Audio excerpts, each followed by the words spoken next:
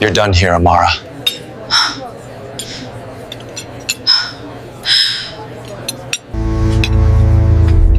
She is mine. Stay away.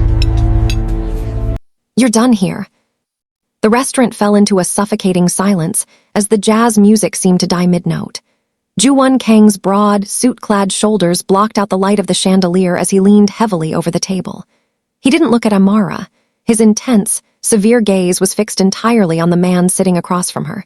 The safe choice, the teacher, Ethan Brooks. Joo-Won's tattooed hand pressed firmly onto the white tablecloth, his knuckles white with a tension 2 years in the making. He leaned in, his voice a low, dangerous rumble as he looked at Ethan and made his claim. "She's mine. Stay away." The Seoul skyline usually glittered like scattered diamonds from the 47th floor of Kang Holdings, a world where Amara Cole moved with the predatory grace required to survive as Joo-Won's right hand. For 24 months, she had perfected the art of organized chaos, translating his curt commands and managing a schedule that would break anyone else. Their relationship existed within ironclad parameters, clinical, efficient, and strictly professional. "The merger files are ready for your review, Mr. Kang," she had said earlier that evening, her Korean now flawless after 2 years of dedicated practice. She had checked her reflection in the darkened office window, her long hair worn down, framing her shoulders, and a fitted red sleeveless dress that felt like a silent rebellion against her corporate uniform. "You're leaving?" Joo-Won's voice had cut through the quiet office like a blade through silk. He stood in the doorway, his black suit immaculate, but his tie was loosened, a rare concession that Amara knew meant he was deeply focused. "Yes, sir, I have plans. A date," she had replied, her heart clutching as his jaw tightened almost imperceptibly. He had asked with whom, in a tone usually reserved for hostile negotiations. When she refused to cancel it, the temperature in the office seemed to drop 10 degrees. Now, in the middle of a high-end restaurant in Gangnam, the professional boundary lay in ruins. Joo-Won leaned forward over the table, his body angled assertively, occupying the space between Amara and her date. One of Joo-Won's hands pressed firmly onto the white tablecloth, the veins slightly visible, while the dark ink of his neck tattoos peeked out from his collar, a dangerous reminder of the mafia roots he usually kept hidden behind a billion-dollar veneer. "I don't think you heard me," Joo-Won said, his voice dropping to a dangerous, quiet rumble. "The lady has a prior commitment with me." Amara sat frozen, one hand raised to her chest in a self-protective gesture, her wide, alert eyes fixed on the man she had worked for but never truly known until this moment of public loss of control. Beside her, Ethan looked on with disbelief, caught entirely off guard by the power imbalance manifesting in front of him. Joo-Won finally turned his gaze to Amara, his dark eyes boring into hers with a raw vulnerability he had fought for 2 years to suppress. "You are mine, Amara," he whispered, loud enough only for her to hear. "I told myself that keeping you as my assistant was enough, but watching you look at him the way I've wanted you to look at me, it makes me want to burn this entire city down." The 47th floor of Kang Holdings had always been a kingdom of glass and silence, a place where Amara Cole existed as a phantom of efficiency. For 24 months, she had been the ghost in Joo-Won's machine, a woman who knew the exact temperature he preferred his tea and the precise moment a boardroom negotiation was about to turn lethal. She had perfected the art of organized chaos, moving through the sleek, marble-floored corridors of Seoul's elite corporate world with a predatory grace that matched his own. To the rest of the board, she was a bilingual marvel, a brilliant American who had scrubbed every trace of an accent from her Korean until she was as sharp and cold as the skyline outside their windows. But behind the clinical professionalism and the endless stream of quarterly reports, there was a different story written in the spaces between their words. For 2 years, Amara had lived for the micro-expressions that only she was allowed to see, the slight narrowing of Joo-Won's eyes when he was displeased, or the way his fingers would drum once against his thigh when he was calculating a move. She had memorized the scent of his cologne, an expensive, woodsy aroma that haunted her long after she left the office, and she had learned to hide the way her breath caught every time he stood just a second too long in her personal space. They They were masters of the accidental touch, a hand lingering over a signed contract or fingers brushing as he handed her a file. Each moment felt like a lightning strike, a tremor in the foundation of the ironclad boundaries they had both worked so hard to maintain. Amara had convinced herself she was imagining the heat in his gaze during late-night strategy sessions, telling herself that a man born into one of Korea's most prominent families, a man with the weight of a mafia legacy on his shoulders, could never truly see her as anything more than a competent tool. She had buried her heart under folders and schedules, surviving on the secret, silent glances that felt like a shared language only they spoke. She was the only person who knew that beneath his marble statue, exterior was a man of deep integrity, and he was the only man who made her feel like she truly belonged in a city that always saw her as a stranger. For 24 months, they had played this dangerous game of ghosts, pretending the air didn't turn electric every time they were alone, until the silence finally became too heavy to hold. The Friday evening air in the office was thick with the scent of rain and expensive mahogany as Amara smoothed the fabric of her fitted red dress. It was a bold choice, a vibrant scarlet that felt like a loud declaration of independence after 2 years of hiding behind charcoal blazers and professional reserve. She stood by the darkened window of her office, checking her reflection against the backdrop of Seoul's neon heart. The dress was elegant, sleeveless, and undeniably feminine, signaling to anyone who looked that Amara Cole was no longer on the clock. She was done being the ghost of the 47th floor. Tonight, she was a woman going to meet a man who didn't know the first thing about quarterly projections or mafia hierarchies. "You're leaving." The voice was a low vibration that seemed to rumble through the floorboards before it reached her ears. Amara turned to find Joo-Won Kang standing in the threshold of his corner office, his presence consuming the doorway. His black suit jacket was off, his white dress shirt unbuttoned at the collar just enough to reveal the dark, intricate ink of the tattoos tracing his neck. He looked raw. His usual mask of CEO perfection slipping to reveal the controlled intensity of the man beneath. His dark eyes swept over her, lingering on the red silk of her dress with a predatory focus that made her skin prickle. "It's 7 o'clock, Mr. Kang," Amara replied, her voice steady despite the sudden gallop of her heart. "Unless there is a global emergency, my time is my own." She watched his jaw tighten almost imperceptibly, a micro-expression she had learned to read like a map over the last 24 months. To the world, he was a marble statue, but to her, he was a storm barely contained. His fingers drummed once against his thigh, a sign of rapid calculation, before his hand moved to grip the doorframe. His knuckles went white against the wood. "Plans," he repeated, his tone flat and dangerously quiet. "A date," Amara said, slinging her bag over her shoulder. "His name is Ethan. He's a teacher, and he's been waiting for me to be free for 3 weeks. I don't intend to make him wait a minute longer." The temperature in the room seemed to drop 10 degrees. Joo-Won took a single step forward into her space, his scent, that woodsy, intoxicating aroma enveloping her.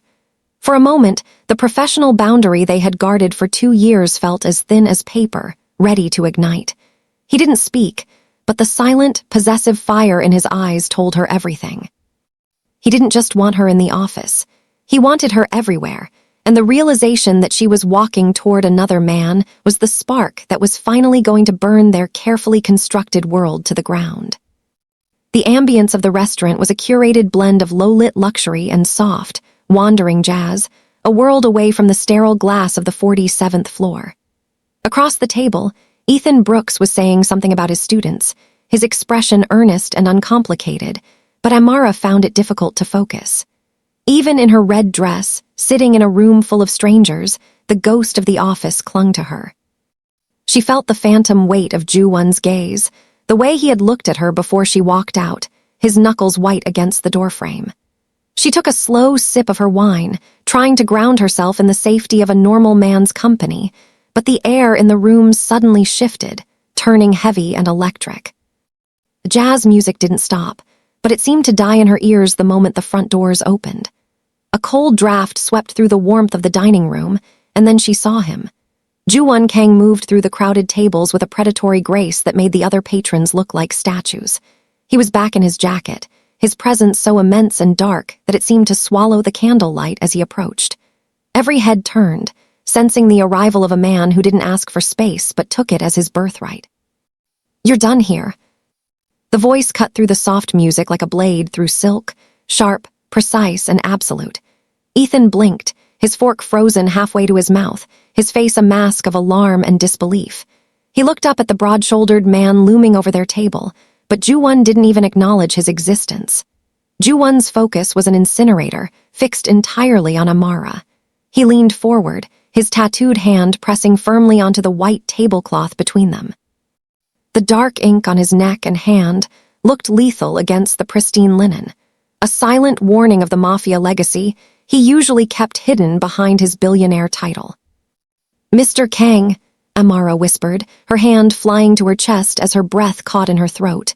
"What are you doing here?"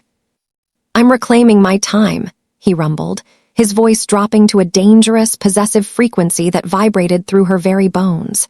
He leaned closer, his scent, that woodsy, intoxicating aroma, drowning out the smell of the food and the wine. He turned his severe gaze to Ethan, his eyes as cold as a winter night in Seoul. "Step away, she's mine." The restaurant fell into a suffocating silence. The safe world Amara had tried to build for the evening had been decimated in a single sentence. The 2 years of buried glances and accidental touches had finally reached their boiling point, and as Joo-Won stood there, marking his territory with the ruthless efficiency of a man who refused to lose, Amara realized there was no going back to being just his assistant. The ghost was gone. The storm had arrived. Joo-Won didn't raise his voice, yet the air around the table felt as though it were being sucked into a vacuum. He turned his head slowly toward Ethan, his expression shifting into the terrifyingly neutral mask he wore when he was cornering a competitor who had underestimated him. To Joo-Won, this wasn't just a personal interruption. It was a hostile negotiation, and he was moving in for the kill. "I don't think we've been introduced," Joo-Won said, the words hanging in the air like a challenge. He didn't offer a hand to shake. Instead, he straightened his spine, meeting Ethan's gaze with the predatory grace that made him so formidable in the boardroom.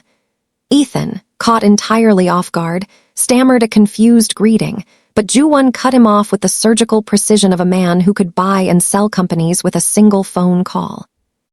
"Who is he to you, Amara?" Joo-Won asked, his voice taking on an edge that made her heart stutter in her chest.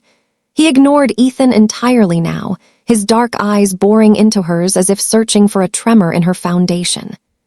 "He's a teacher, Mr. Kang. We met at a networking event," Amara replied, her voice dangerously quiet as she tried to maintain her pride. "And he has been kind enough to wait while I rescheduled twice due to work commitments for you." Joo-Won's jaw tightened almost imperceptibly.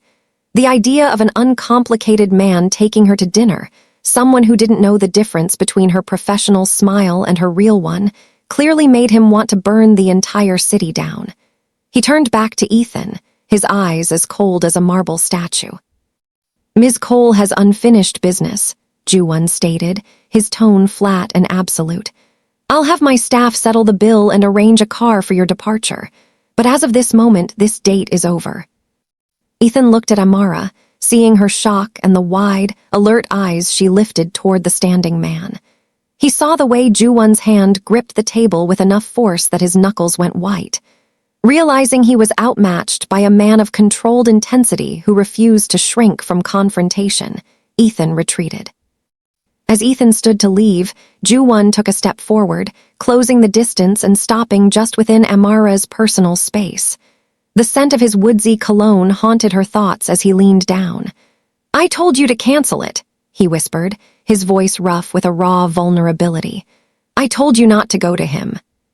The heavy glass doors of the dining room swung shut behind them, muffling the jazz music into a low hum as they entered the marble-floored foyer. Amara stopped abruptly, the red silk of her dress swirling around her legs like a flame.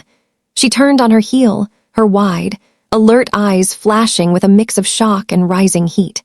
For 24 months, she had translated his curt commands into actionable tasks, but she was no longer at her desk on the 47th floor.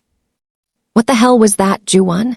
The use of his first name was a jagged strike against the professional boundary they had guarded for 2 years. She straightened her spine, refusing to shrink from the man who could buy and sell companies with a single phone call. You don't get to do that. You don't get to walk into my personal life and treat a human being like a hostile corporate takeover. Joo-Won moved toward her with a predatory grace that made the air in the foyer turn thin.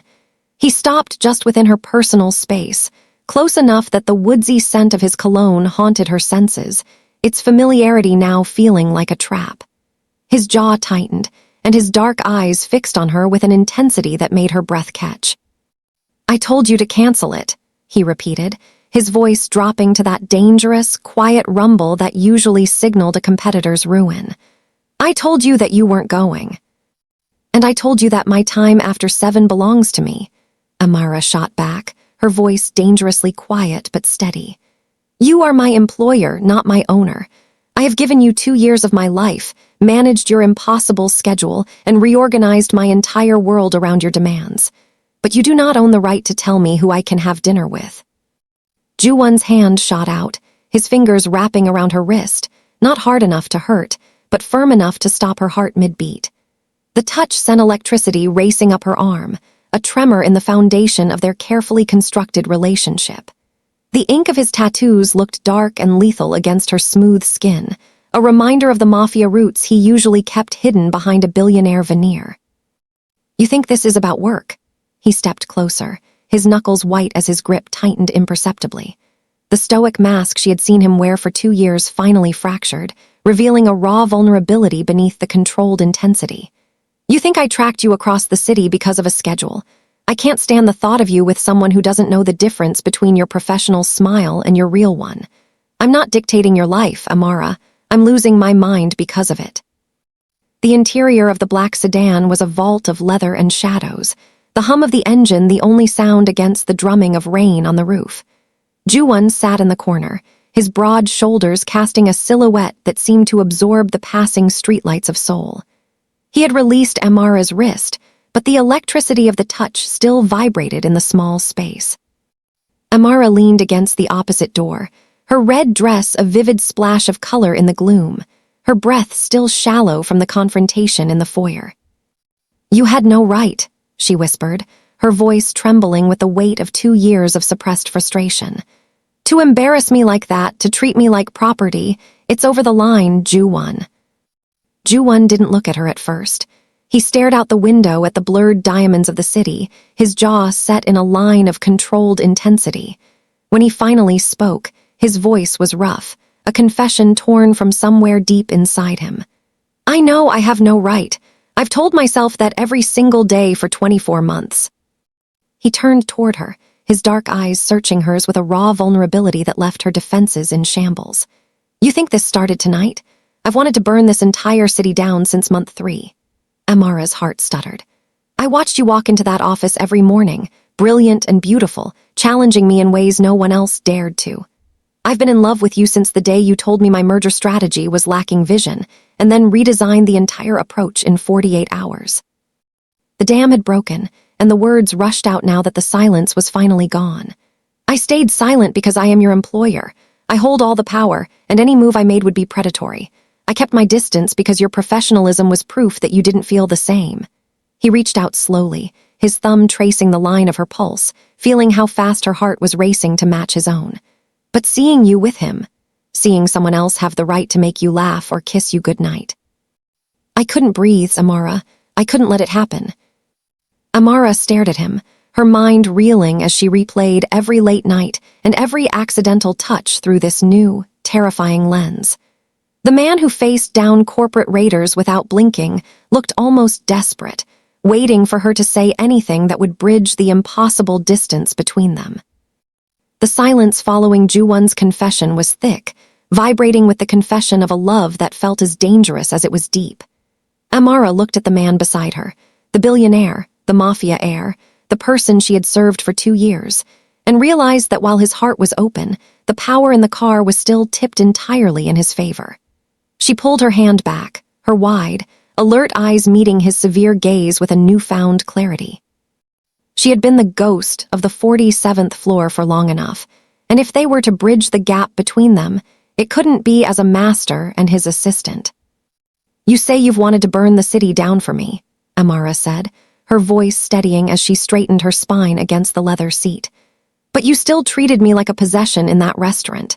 You stepped into my life and cleared the table as if I were a piece of paper on your desk." Joo-Won's jaw tightened, the raw vulnerability in his eyes flickering with a sudden, sharp regret. "I cannot be claimed, Joo-Won," she continued, her fingers gripping her bag as she delivered the terms of her own negotiation. "I need to know that what we have is real and not tangled up in professional obligations or the fact that I report to you every morning."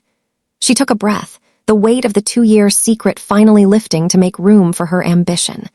"The VP of Strategic Development position has been open for months. I want it." Joo-Won blinked, the predatory focus of his gaze softening into genuine surprise. Amara didn't flinch. "I am overqualified and we both know it. Moving into that role puts me on equal footing with the other executives. I would report to the board, not to you. I need that distance, that autonomy, before I can even consider what us looks like." A slow, genuine smile, the first she had ever truly seen, transformed Joo-Won's severe face, making Amara's heart stutter. It wasn't the smile of a boss, but of a man who realized he had finally met his match. "I created that position 3 weeks ago because I realized I couldn't keep working this closely with you without crossing a line," he admitted, his voice rough with fondness. "I was going to offer it to you on Monday, regardless of what happened tonight." "Good," Amara replied, her heart racing as she reclaimed her agency. "Then we start there, as equals, and if I accept we do this right." The transition from assistant to vice president was a strategic maneuver that stunned the board, but for Amara and Joo-Won, it was the start of an agonizing endurance test. Standing in the center of the 47th floor office, Amara looked at the man who had just promised to wait forever for her and laid down the law of their new reality. 3 months, she stated, her voice steady even as the air between them vibrated with the memory of his confession in the sedan. "In that time, we maintain complete professionalism. No lingering looks, no accidental touches, and no private meetings that don't include at least one other executive." Joo-Won's jaw tightened, his dark eyes tracking her every movement with a hunger he could no longer hide behind his billionaire mask. 3 months, he repeated, his voice dropping to a rough, dangerous rumble. "That's torture." Yet there was a glimmer of heat in his gaze, a respect for the boundaries she was drawing to protect her own agency and integrity. He reached out slowly, giving her every opportunity to pull away, and took her hand one last time before the clock officially started. The touch was electric, a lightning strike that sent tremors through the foundation of their relationship, but this time it was a promise rather than a claim. "I told you I'd wait forever," he whispered, his thumb tracing the line of her pulse. 90 days is nothing compared to the lifetime I intend to earn."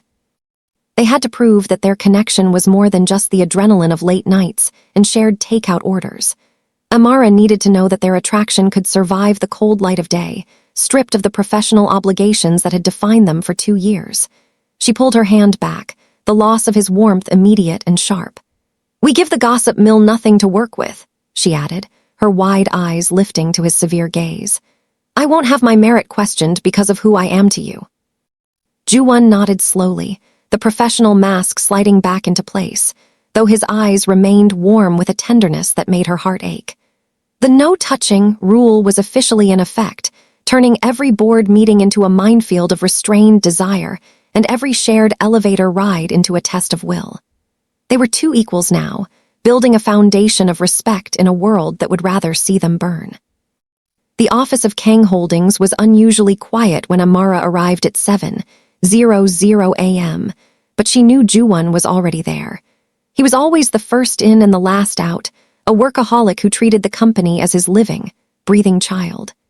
She found him in his expansive corner office, staring out at the Seoul skyline with a cup of coffee going cold in his hand. He turned when he heard her footsteps, and she saw the dark circles under his eyes that suggested his weekend had been as sleepless as her own. "You're early," he said, his voice carefully neutral as the professional mask he had worn for 2 years slid perfectly back into place.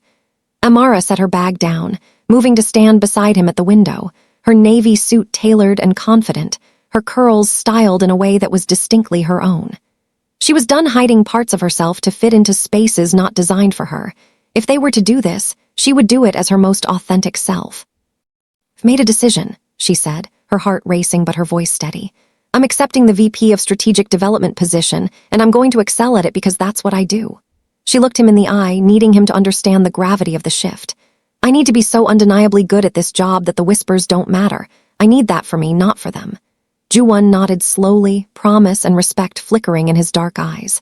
"I understand, and I'll support you however you need." As the sun rose higher over the city, painting the office in shades of gold and shadow, Joo-Won prepared to announce the promotion to the board and key stakeholders. They stood on the edge of something momentous, two equals building a foundation of respect and integrity. Amara pulled out her tablet, already diving into preliminary ideas for strategic initiatives, but as their eyes met, the attraction remained undeniable and electric. Before the first meeting began, Joo-Won caught her eye with an expression of such tenderness it made her chest ache. He didn't look away, and neither did she. 3 months, he mouthed silently, a promise and a countdown to the moment they could finally see if their feelings survived the light of day. Amara agreed with a secret smile playing at her lips, turning her attention back to her presentation as the countdown to their first real date officially began.